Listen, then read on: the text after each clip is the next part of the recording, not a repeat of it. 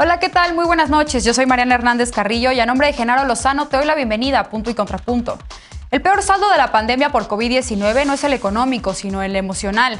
Según expertas y expertos en el tema, la siguiente crisis será de salud mental y uno de los grupos más afectados es el de los estudiantes, que llevan un año sin asistir a las aulas. El INEGI ayer informó que 5.2 millones de estudiantes dejaron las aulas y ese es apenas el inicio de una serie de datos preocupantes. ¿Qué medidas debemos tomar para contener la deserción escolar? Ayer, tras las reuniones encabezadas por la embajadora Roberta Jacobson, el canciller Marcelo Ebrard informó que se avanza satisfactoriamente en la búsqueda de acuerdos para encontrar mecanismos que permitan contener la migración desde el llamado Triángulo del Norte Centroamericano. ¿Qué mecanismos están en la mesa? ¿Conseguirán frenar efectivamente las olas migratorias? Y frente a la polarización del discurso político, ¿qué pasa con los medios? Según artículo 19, la estigmatización de la prensa, la desinformación y el intento por controlar Internet aumentan la vulnerabilidad de las y los periodistas en el país. La organización presentó su informe anual y reportó que en 2020 hubo casi 700 agresiones a la prensa. Veremos qué lectura dan a esto las y los panelistas de esta noche. Estos son los temas que debatiremos esta noche. No te vayas, ya empieza Punto y Contrapunto.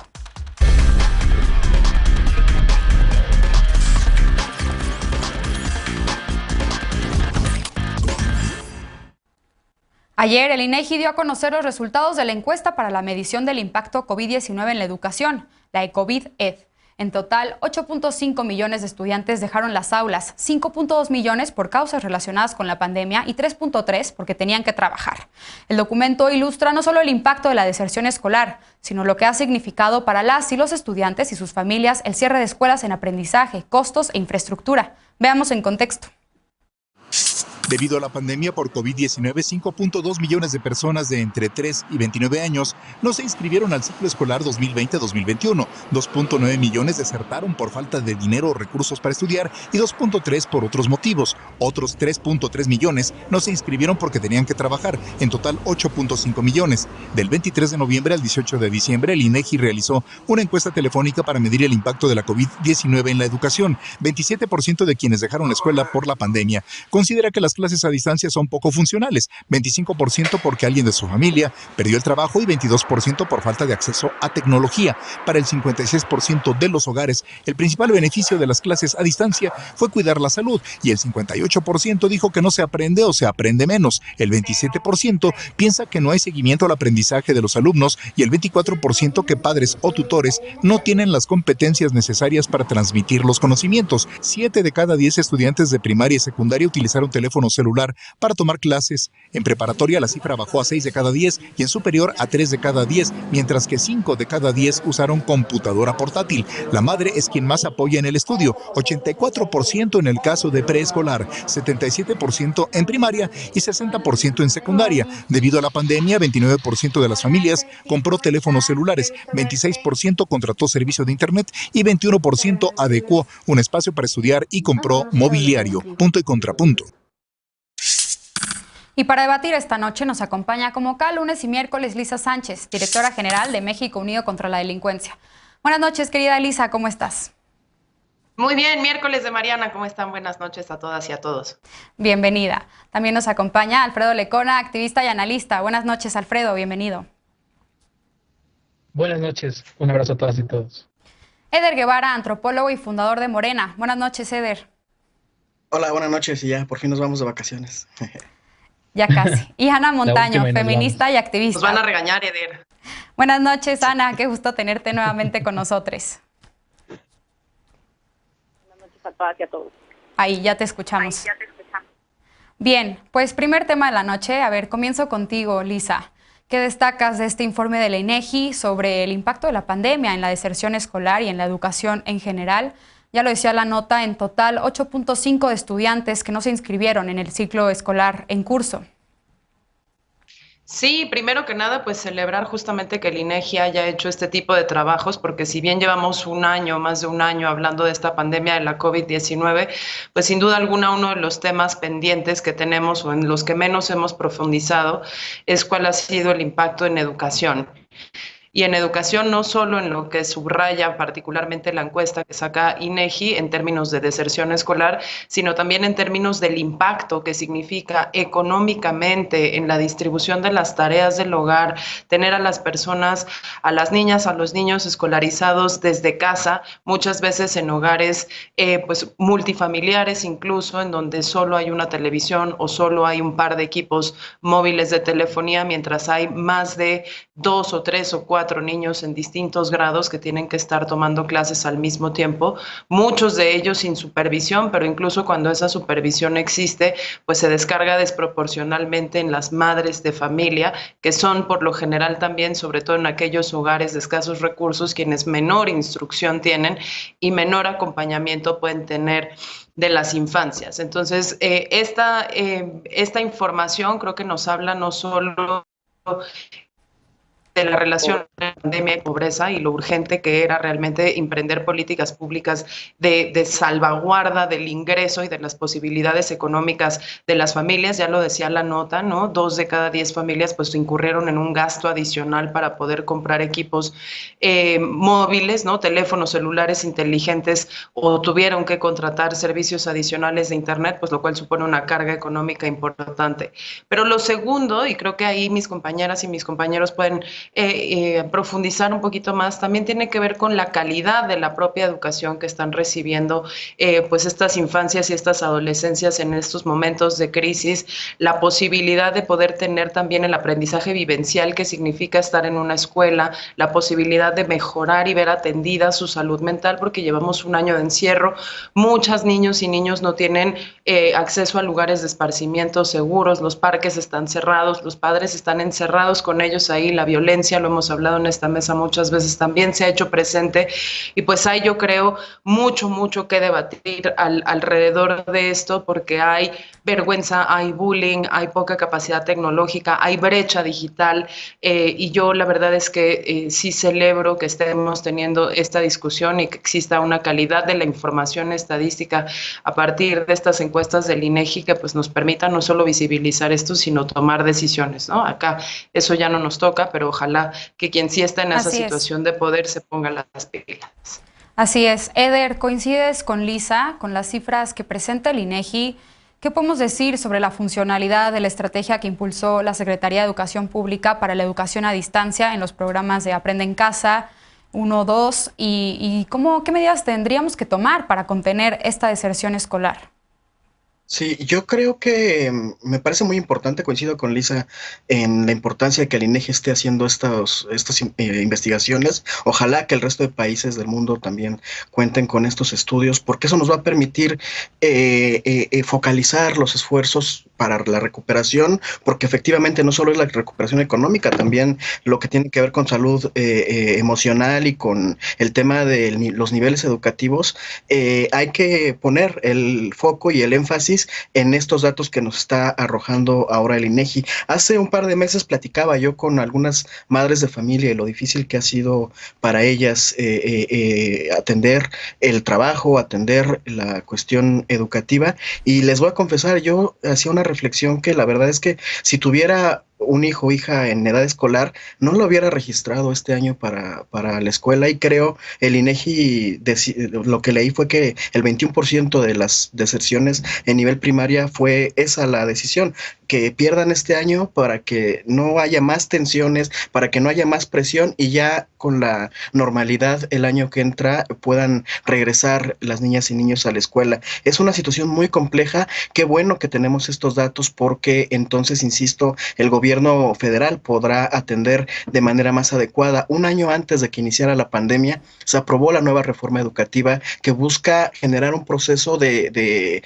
educación integral que tenga que ver sí con la especialidad, pero también con el sentido humanitario. Aquí lo celebramos un montón, pero después vino la pandemia y todo lo que se estaba comenzando a desarrollar se vio truncado.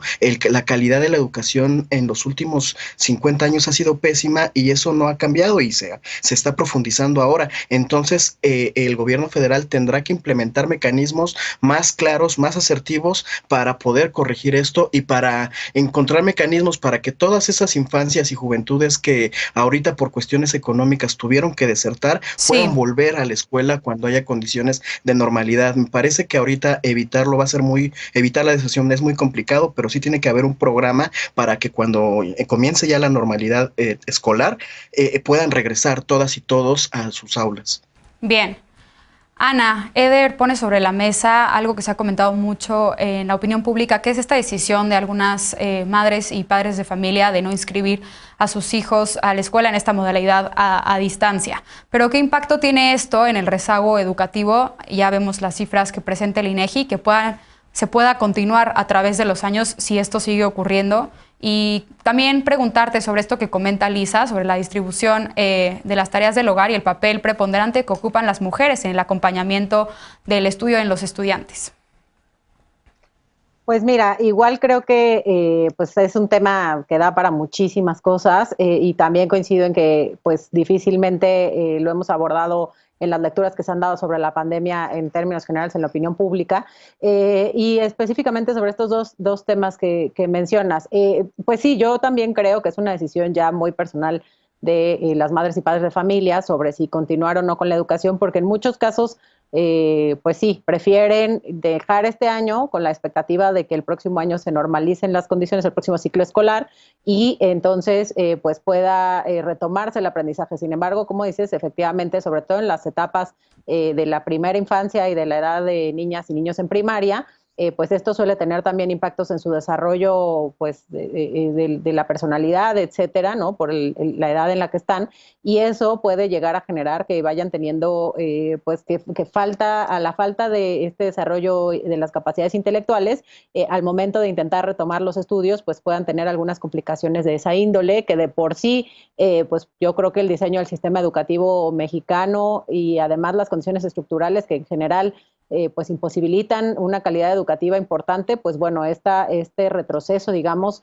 yo creo que es uno de los impactos menos medidos y menos visibles del COVID y además de los que menos se han puesto atención. Es un tema a nivel mundial, hay que decirlo, tanto la ONU, UNICEF, el Banco Mundial, etcétera, diversos organismos internacionales han planteado el tema sobre la mesa y la realidad es que, bueno, pues que ha sido muy complicado encontrar soluciones genéricas, ¿no? ¿Por qué? Porque sí, en muchos casos tiene que ver a lo mejor con las conexiones y con los temas de infraestructura tecnológica, pero en muchos otros tiene que ver con decisiones muy personales, con temas de que, pues no sé, las mismas familias están teniendo unas situaciones de duelo, de personas enfermas, de personas que tienen que salir de casa, etcétera.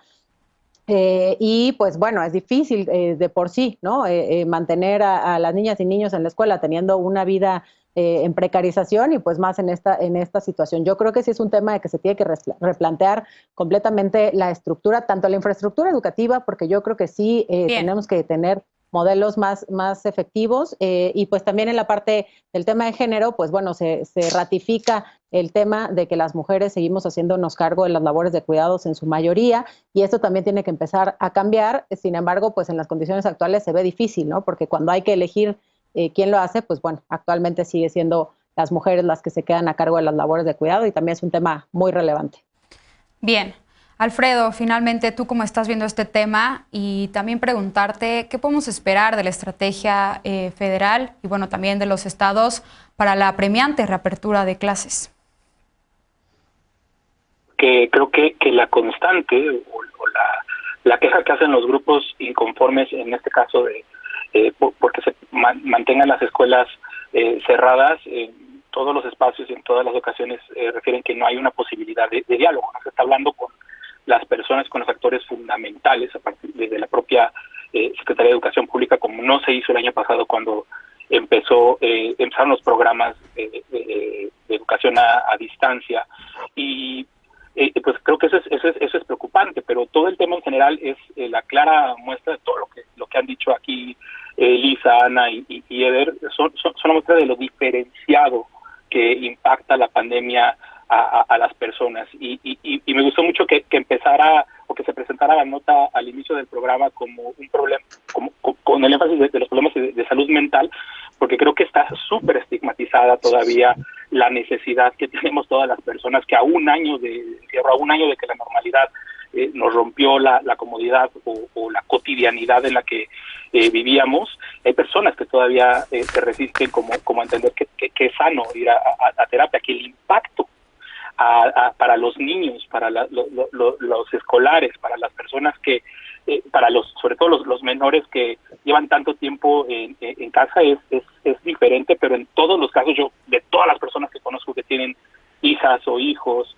las personas que hemos entrevistado, no hay una sola persona que refiera que la está pasando en esta altura bien con sus hijos e hijas en casa, y además con esta modalidad de distancia. Y por ahí hay que rescatar que hay iniciativas como la que ha empujado muy visiblemente Gabriela Alarcón, sí, Abre mi Escuela, que por lo menos nos debería de abrir la oportunidad de diálogo. Hay experiencias comparadas. En Argentina, un mes ya de clases en Buenos Aires, más bien, específicamente, con 0.17% de la comunidad educativa, de 89% de alumnos que asistieron a clases. Creo que es momento de hablar seriamente de si es posible un regreso lo más posible y de qué forma, ¿no? Más allá de lo que se tiene solo semáforo verde, solo Campeche, etc.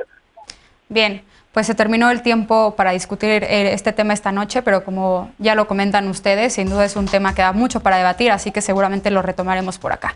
Vamos a una pausa. Representantes de los gobiernos de México y Estados Unidos tuvieron ayer una serie de reuniones para buscar acciones conjuntas para lograr una migración segura y ordenada desde Centroamérica. Mientras los acuerdos llegan, la migración irregular sigue. ¿Qué opina la mesa de los mensajes enviados por las autoridades mexicanas y las estadounidenses? Volvemos con este tema, punto y contrapunto, no te vayas.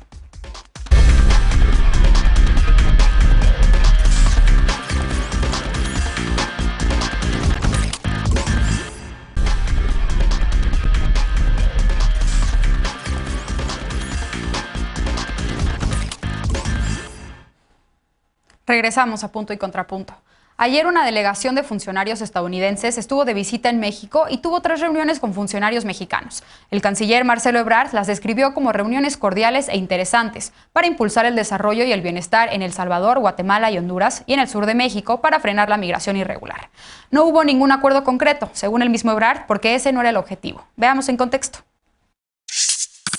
El impulso al desarrollo y bienestar de Centroamérica y el sur de México fue el tema central del encuentro entre funcionarios de Estados Unidos y de México este martes. La Secretaría de Relaciones Exteriores informó que la delegación encabezada por la embajadora Roberta Jacobson, coordinadora para la frontera sur de Estados Unidos, tuvo 3 reuniones. En la primera, con el canciller Marcelo Ebrard, abordaron acciones humanitarias para impulsar en el corto plazo un desarrollo económico inclusivo en El Salvador, Guatemala y Honduras. Se reunieron también con representantes de la Agencia Mexicana de Cooperación Internacional para el Desarrollo y la Comisión Económica para América Latina y el Caribe para revisar los avances del Plan de Desarrollo Integral para la región del norte de Centroamérica. El plan surgió a iniciativa de México para generar empleos con proyectos como la conexión de la red eléctrica México-Centroamérica y programas como Sembrando Vida y Jóvenes Construyendo el Futuro. Finalmente se reunieron con representantes del Instituto Nacional de Migración. Por la tarde, el canciller Ebrard informó que fueron reuniones cordiales donde no se logró ningún acuerdo concreto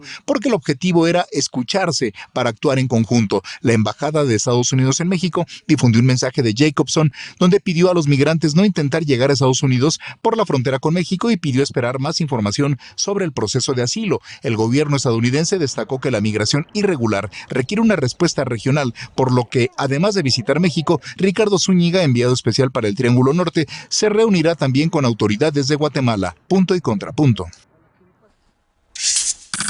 Bien, segundo tema de la noche. Ahora empiezo contigo, Eder. ¿Cómo viste este encuentro entre autoridades mexicanas y estadounidenses en el tema migratorio? Ya lo decía la nota, no hubo un acuerdo en concreto, pero ¿qué avances encuentras tú en este diálogo bilateral? ¿O fue una visita de supervisión, como algunos argumentaron? Me parece que los mensajes que dan después de las reuniones de cordialidad abonan. A mí me gustaría en este tema específico sí darle el beneficio de la duda al gobierno de Joe Biden respecto a la posibilidad de impulsar las cortinas de desarrollo, que ha sido una propuesta de López Obrador desde el inicio de su sexenio en la región. Efectivamente, lo que se plantea con esto es acabar con la migración obligada en el del sur centro de Centroamérica, pero a partir de generar proyectos que les permitan tener empleo a las personas, tener vida digna en sus países, que no se vean obligados a salir del país, de su país de origen, y resolver los problemas de seguridad que son tan graves, pero eso será cosa que se tenga que hacer con cada uno de los países y no en una lógica militarista como en algún momento lo plantearon con proyectos como Rápido y Furioso y todos estos que consistían en enviar armas de Estados Unidos a los países de Centroamérica. Entonces, el mensaje central, y de hecho creo que el único mensaje que han dado respecto a cómo combatir la migración clandestina ha sido a través de generar estos proyectos de inversión social, estas posibilidades de políticas públicas para toda la región, y eso me parece muy positivo, que el acento se siga poniendo ahí, que la calidad de vida sea el centro de la prioridad de la nueva política migratoria. Me parece que sería lo ideal. Es la primera conversación, es además, como lo dice la nota, una conversación donde no hubo acuerdos aún, pero como primer acercamiento y los primeros mensajes me parece muy positivo, porque además no se criminalizó a la migración a priori. Se está hablando de la posibilidad de resolver los problemas estructurales que en muy buena medida también han sido provocados por la política exterior histórica de Estados Unidos hacia la región. Lisa, compartes esta perspectiva de Eder, un primer acercamiento positivo. ¿Cuál es tu balance sobre esta reunión bilateral?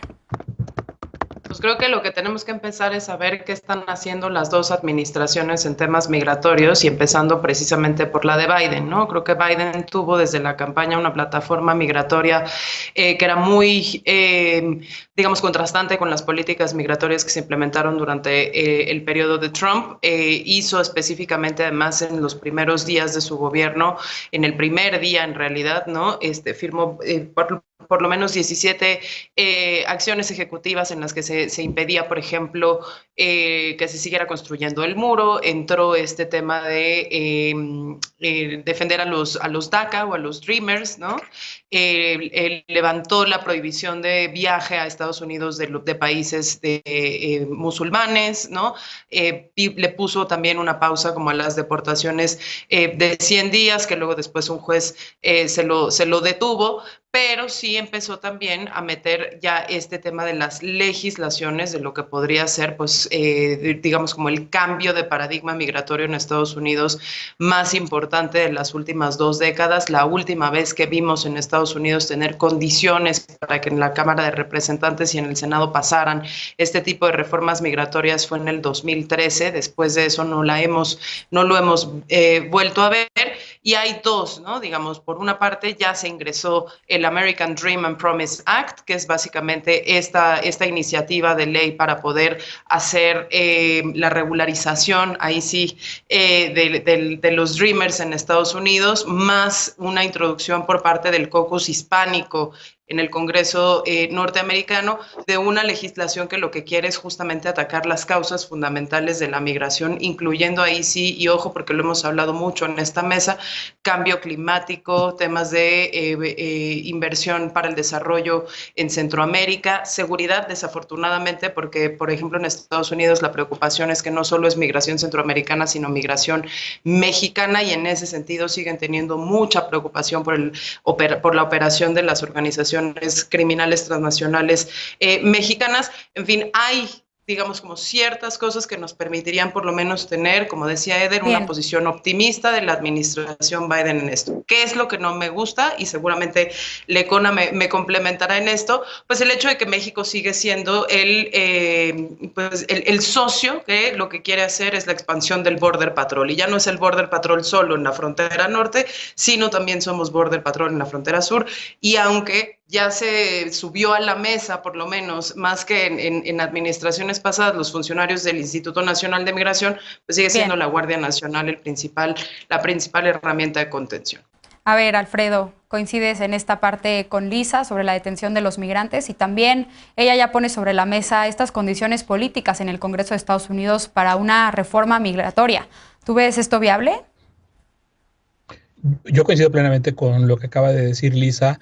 Y creo que antes de pensar en no antes, pero sí paralelamente pensando en soluciones que son de largo plazo, que tienen que ver con atender las causas, con crear estas cortinas de desarrollo en los países de Centroamérica, expandir los programas sociales que hoy tiene este gobierno en nuestro país. Antes o paralelamente de todo eso, puede y ojalá tenga que suceder una reforma migratoria que nos pueda dar, una reforma migratoria de Estados Unidos, que nos pueda dar pista de cómo se va a reaccionar y en tanto cómo se reaccione, qué es lo que tiene que hacer México. Ese debe haber sido el planteamiento, pero la verdad es que creo que pues ya nos agarraron de barquito, porque los términos, creo, de este encuentro los podemos empezar a ubicar desde el momento en el que se nos ofrece este préstamo de vacunas de AstraZeneca por alrededor de 2.5 millones de dosis, e inmediatamente ese mismo día se anuncia otra vez y se recalca el despliegue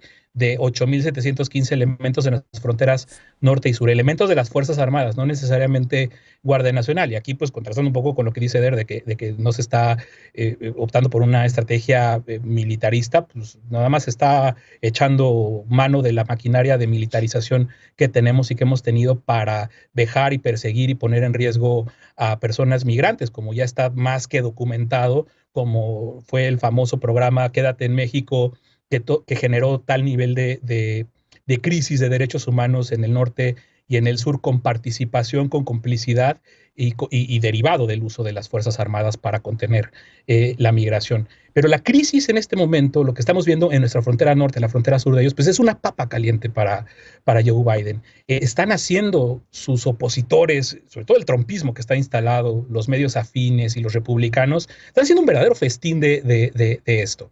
Nosotros, nos decía Jorge Ramos cuando lo entrevistamos antes justo de la elección, no hay forma en la que no se pueda entender, que no puedan entender las personas que migran por la necesidad y por el riesgo que viven en sus países.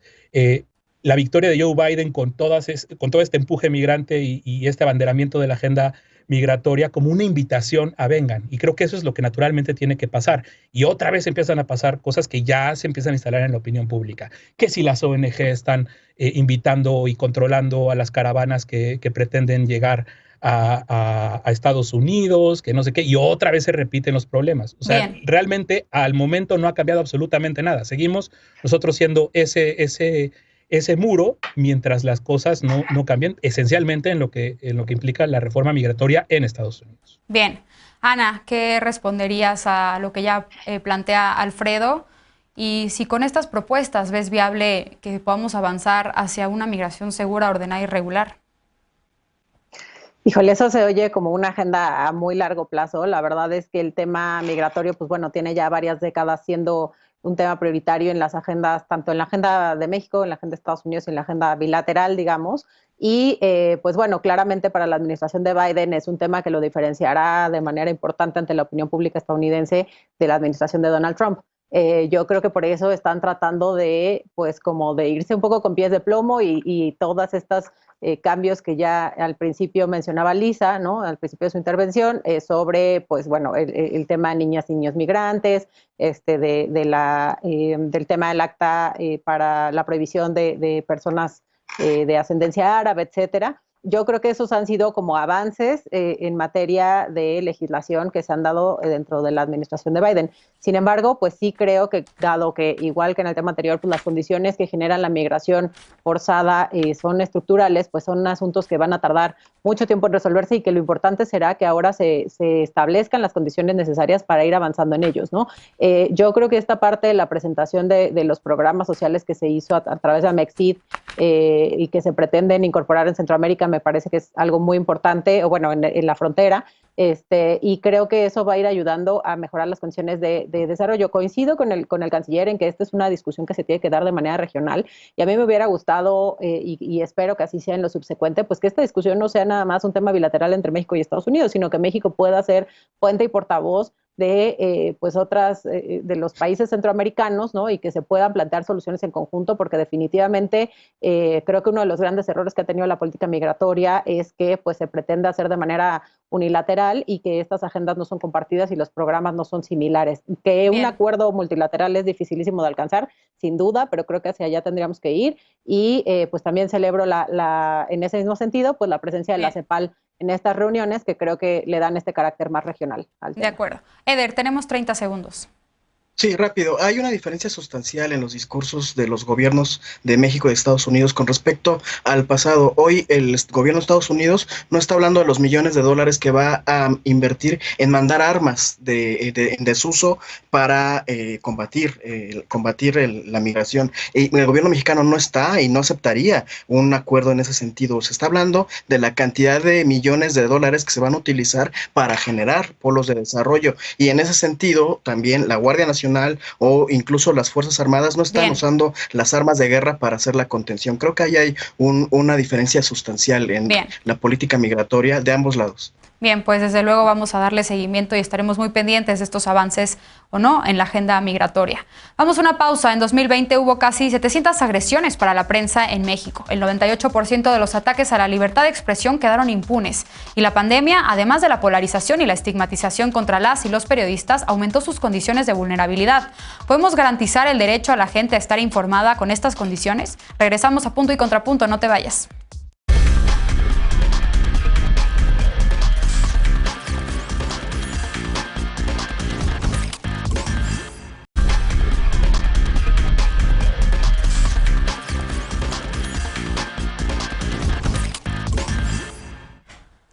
Ayer, Artículo 19 presentó su informe anual. Como el año pasado, destacó que desde el Ejecutivo Federal persisten dinámicas de estigmatización de la prensa, censura, violación de los derechos humanos y el debilitamiento o abandono de las instituciones creadas para hacer contrapeso al poder. Pero no solo es el Ejecutivo. Señala también que, como en 2019, la información fue el objeto de la guerra política y que las tácticas para controlarla desde los polos se reflejaron en el incremento de las agresiones contra periodistas. La organización, que ha sido una dura crítica de la Administración Federal, apunta que la estigmatización a la prensa ha incrementado su vulnerabilidad. Recordemos que México es el país más peligroso para ejercer el periodismo y en cada crítica o comentario que se hace desde las posiciones de poder político repercute en una cadena de agresiones y amenazas que no siempre se han quedado en el mundo de las redes sociales. El año pasado, esta organización registró 692 agresiones a la prensa, una agresión cada 13 horas por algún asunto vinculado con el ejercicio de su trabajo. Casi la mitad de los ataques ocurrieron en la Ciudad de México, Puebla, Quintana Roo, Veracruz y Oaxaca. El 98% de los delitos contra la libertad de expresión quedó en la impunidad. El informe señala que desde el gobierno federal hay una caracterización negativa de la prensa que tiene un peligroso efecto en la cascada de hostigamiento hacia el periodismo. ¿Es así? Bien, comienzo contigo este último tema de la noche, Alfredo, respondiendo a esta última pregunta que hacía. Y si coincides con esta alerta que hace Artículo 19 sobre la estigmatización de la prensa, la censura y la violación de derechos humanos hacia periodistas. Coincido y primero que nada quiero mandarle un abrazo y un reconocimiento a Leopoldo Maldonado y a toda la gente que conforma Artículo 19 porque este informe que estamos hoy discutiendo se presenta en 2015 cuando es lo que se trataba de reflejar que estaba pasando en la administración de Enrique Peña Nieto y creo que lo dibujó bastante bien. Se llama distorsión porque ubican a un personaje central distorsionando la realidad, que es la persona, por supuesto, más poderosa de este país y que tiene el control de la agenda política, de la agenda nacional y de la agenda pública, que es el presidente Andrés Manuel López Obrador. Y vaya cosa que se nos presenta hoy, que nos da el ejemplo, el caso práctico perfecto para ilustrar esta distorsión que se hace todos los días desde Palacio Nacional, esta manipulación de la realidad para adaptarla a un discurso. Y es el caso de los señalamientos que hoy hizo en contra de la Oficina de Alta Comisionada para los Derechos Humanos de las Naciones Unidas en México, de algún organismo de la OEA, que yo solo lo entiendo como una referencia a la Comisión Interamericana de Derechos Humanos y a organizaciones de la sociedad civil, a quienes acusó de haber callado como momias en las masacres del pasado sin que esto sea en lo mínimo cierto. Es absolutamente falso, es una difamación más, es una calumnia, es un elemento más de esta distorsión que vemos todos los días. El hecho de acusar a organizaciones de la sociedad civil, ahora de meterse incluso con una oficina que ha sido fundamental para identificar, denunciar y recomendar o hacer recomendaciones cuando se ven casos de violaciones de derechos humanos o leyes incluso que se están discutiendo en el Congreso, proyectos de ley, que como esta oficina de la Alta Comisionada para las Naciones Unidas de los Derechos Humanos. Pero todo el informe, y no nada más, por supuesto que el elemento central no se puede entender de otra forma, es el presidente de la República. Pero todos los funcionarios a cualquier nivel que se han dedicado a intimidar a la prensa, a controlar la vía de la publicidad oficial, que es un tema que no está resuelto, que casi 10 medios concentren el 54% de la publicidad oficial, es otro riesgo a la libertad de expresión. Que se reprima la manifestación, la protesta social, como ha pasado en gobiernos de todos los colores, es otro elemento más. Entonces, yo de verdad creo que este informe es valiosísimo, y creo que lo tenemos que ver en esa dimensión, y a partir de las amenazas que todavía persisten en la libertad de expresión, es imposible, y es otra parte de la distorsión, que esto encuadre en el discurso del presidente, en el que dice que la libertad de expresión en este país está plenamente garantizada. No se puede. No puede ser el hecho, siendo el país que más mata periodistas entre todas estas cosas que hablamos. Ana, en línea con lo que está diciendo Alfredo, el informe también habla sobre la desinformación y el manejo de estos otros datos del presidente López Obrador. ¿Qué decir de todo esto? ¿Qué más destacas tú de este informe?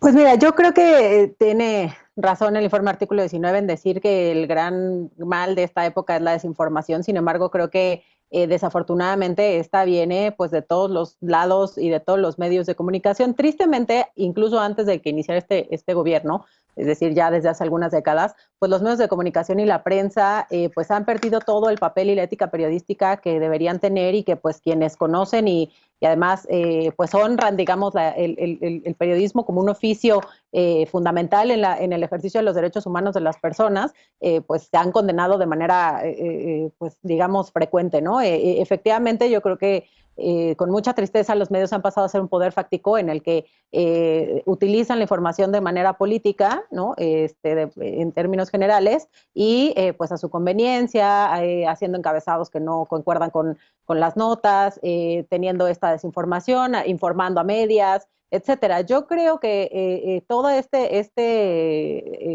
pues ecosistema, digamos, mediático y del tema de la información en general ha estado pues muy mal utilizado. Después viene el tema de las redes sociales, en el que pues todo mundo tenemos acceso, ¿no? a proveer nuestra propia información, lo cual es un gran acierto y es un tema muy democrático, pero que también tiene riesgos como todo el tema de las fake news, que han sido un tema de debate a nivel mundial y que se sigue pues teniendo en duda sobre la regulación o no de los contenidos en redes sociales y de cómo esto puede llegar a afectar en términos de la información. Creo que también pues el desarrollo tecnológico ha ayudado a que la verificación de esta información pues sea algo más accesible. Sin embargo, pues desafortunadamente también los medios no se han dedicado a eso. Yo creo que de aparte en la que denuncian de la estigmatización de los medios por parte de Palacio Nacional, me parece que es bastante riesgoso de mencionarlo así. Sí creo que ha habido momentos en los que el presidente pues ha hecho aseveraciones que luego se han demostrado que han sido falsas, pero en la mayoría de los casos es un tema de opinión, es un tema de sesgo, es un tema pues de percepción, digamos, o de revisión de la información, y que la calidad de la investigación periodística que hacen los medios de comunicación, en lo general, por supuesto que hay muy honrosas excepciones, pues ha sido muy lamentable y no ha estado a la altura de lo que se requiere, ¿no? Yo creo que el papel de los medios de comunicación tendría que ser no el del ataque a la 4T y al presidente en términos de la oposición, porque no son una oposición, en lo que ellos lo que tendrían que estar haciendo es garantizar el derecho a la información, y en este mismo sentido, a eso sí creo que está garantizado, y en eso estaría de acuerdo con el presidente, que en ese sentido la libertad de expresión está ahí, porque los medios siguen al alcance de todo mundo, ¿no? Que hay un tema mucho más amplio que debatir, sin duda. Bien, Alfredo, dame oportunidad de darle la palabra a Eder y a Lisa, y ahorita regreso contigo. Eder, una agresión cada 13 horas contra periodistas. ¿Cómo garantizar el ejercicio libre y seguro del periodismo en el país? Yo creo que este informe es muy interesante porque nos permite desarrollar un montón de temas. De entrada, y a mí me gustaría separar entre la narrativa y el informe en sí. De la narrativa me parece lamentable. Todo lo enfocan en el ejercicio de la mañanera y de cómo el presidente López Obrador está haciendo cuestionamientos, en su mayoría de los casos, actos de difamación. Hay críticas, por supuesto, que hay que reconocer y hay que asumir. En muchas nos sumaremos a la crítica a algunos errores que se hayan hayan cometido, pero enfocar todo en responsabilizar al presidente de la República me parece que es un error porque desvía de lo que se está informando. Hay 3 ejemplos. Decía Leopoldo que este gobierno no está respetando el derecho a la información porque no garantiza que en las comunidades más pobres del país haya internet. Es el único gobierno que ha impulsado y que sigue impulsando y que sigue informando de manera permanente cómo va el ejercicio del programa Internet para Todos. Se comprometió a que a finales de este año 68,000 comunidades tendrían internet y al final del año que entra 120,000 comunidades tendrán internet. No es enchilamesta, poner toda la infraestructura para que haya internet gratuito no es de un día para otro. Entonces mínimo se hubieran tomado la molestia de ver cómo va ese proceso. La precariedad laboral y sobre todo en tiempos de COVID también lo señalaron en el informe como si fuera responsabilidad. Bien lo dice Ana, la mayoría de los medios son empresas privadas, como si fuera responsabilidad de López Obrador que Ciro Gómez Leiva mandara a periodistas a la zona COVID, que se infiltraran a los hospitales y que levantaran periodismo con datos falsos y fuera de contexto, poniendo en riesgo a los periodistas. Ahí hay una responsabilidad clara de los medios de comunicación que son, insisto, privados en su mayoría, y también tendríamos que hablar de la calidad de la información, porque al momento en que se generan tantas mentiras y tantas notas falsas, también se está violentando el derecho a la información y eso también lo hacen los medios de comunicación. Y por último, está bien, un dato muy importante es el del 49.5% de las agresiones que fueron perpetradas por agentes del Estado. En el informe, en la narrativa, lo que están responsabilizando es a la mañanera y a López Obrador, pero resulta que si ya lees el informe, el 42% de estas agresiones son policías estatales o municipales. Otro tanto muy importante, un porcentaje muy importante, es por parte del Poder Judicial. Entonces, hay que comprender y desmenuzar que sí me parece que es una responsabilidad donde tendríamos que poner el acento de las responsabilidades del gobierno federal, el mecanismo de protección a periodistas y defensores de derechos humanos, que como bien lo dice el informe, no ha dado certidumbre el gobierno federal en ese sentido. Eso es donde hay que poner el acento y donde lo que tendríamos que estar hablando. La narrativa me parece lamentable de artículo 19. Lisa, contrapunto. Sí, varios, porque justo si lo que nos quejamos es de la manipulación de la narrativa, pues también tenemos que ser muy responsables con las palabras que utilizamos. Y creo que el informe es muy claro en decir, se centra en la mañanera porque es la monopolización, digamos, del discurso oficial de la comunicación gubernamental, y se centra en ella también porque viene observando desde hace mucho tiempo, aunque sí especifica el informe que no es una tendencia única de este gobierno, un proceso fuerte de centralización de la información. Entonces ahí centra el ejercicio de la mañanera y a partir de ahí lo que dice es la estigmatización constante, el denigrar constantemente a periodistas en lo individual, a sus medios, a su profesión, a los contenidos que se comparten, etcétera, etcétera, termina haciendo lo mismo que decía Amnistía Internacional con respecto a la protesta feminista, lo que termina es teniendo un efecto de estigmatización generalizado que habilita la toma de decisión represiva contra el gremio periodístico en muchísimos estados. Pero ¿qué sí dice también? Porque lo que dice Eder de que en realidad está responsabilizando 100% al presidente, pues no es cierto. Lo que dice es justo, los ataques a periodistas, dice 47% se han concentrado en solo unos pocos estados y ahí pone el foco directamente en Ciudad de México, Puebla, Quintana Roo, Veracruz y Oaxaca. Lo mismo está diciendo cuáles fueron también justamente las corporaciones que participan en esa agresión hacia los periodistas, muchos de ellos que terminan justamente en asesinato, y trayéndonos otro tema importantísimo que hemos discutido en esta mesa, que es las cifras negras y la impunidad que prevalece en la resolución de estos casos de asesinato contra periodistas, que en este caso es del 98%, o sea, 0.2% de los casos realmente, 2%, perdón, de los casos que se presentan en este país se resuelven, mientras que 98 de cada 100 no. Y lo mismo habla, que me pareció muy interesante, y ya sé que ya se nos acabó el tiempo, un poco también del análisis de las propuestas legislativas. Entonces, no está todo concentrado en el presidente, sino que también le da duro al Senado de la República, le da duro a la Cámara de Diputados por el tipo de contenidos de iniciativas legislativas que han querido pasar, censurando el Internet, controlando los medios de comunicación, distorsionando justamente justamente el derecho a la información que tiene la gente. Entonces, no todo está centrado en el presidente, no es un informe de culpabilización del presidente, pero sí pone como un gran ejemplo de centralización y polarización el ejercicio de la mañanera, eso sin duda. Bien, pues así es. En efecto, se terminó el tiempo para discutir el tema esta noche, pero podemos retomarlo más adelante. Tenemos que hacer un corte para regresar con la paparrucha de esta noche y para despedirnos de las y los panelistas. No te vayas.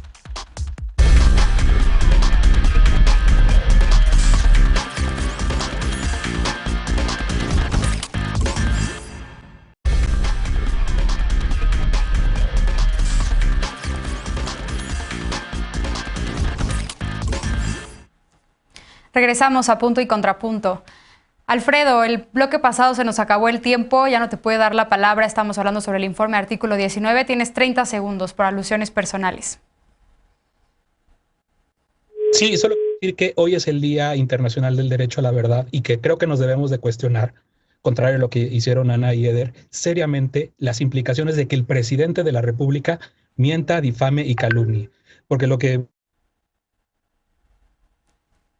comunicación, como el principal, como quien tiene el problema principalmente, carecen de ética. Esas generalizaciones son las que preocupan y por eso se centra en el título, el informe del artículo 19, en esa distorsión. Todo lo demás, como bien lo dijo Lisa, no está centrado en el presidente, está centrado en quienes tienen las responsabilidades por esta falta de libertad de expresión que se vive en el país. Bien, pues ahora sí vamos a presentar la paparrucha de esta noche. La inmunización de las y los adultos mayores que residen en las alcaldías Coyoacán y Tlalpan, en la Ciudad de México, ya inició. Y vecinos de la Benito Juárez han recibido imágenes como esta, en donde se señala que esta alcaldía, gobernada por el PAN, debía ser la siguiente en ser vacunada, pero que el gobierno de Claudia Sheinbaum decidió saltársela por cuestiones políticas, ya que esta demarcación es de tradición panista.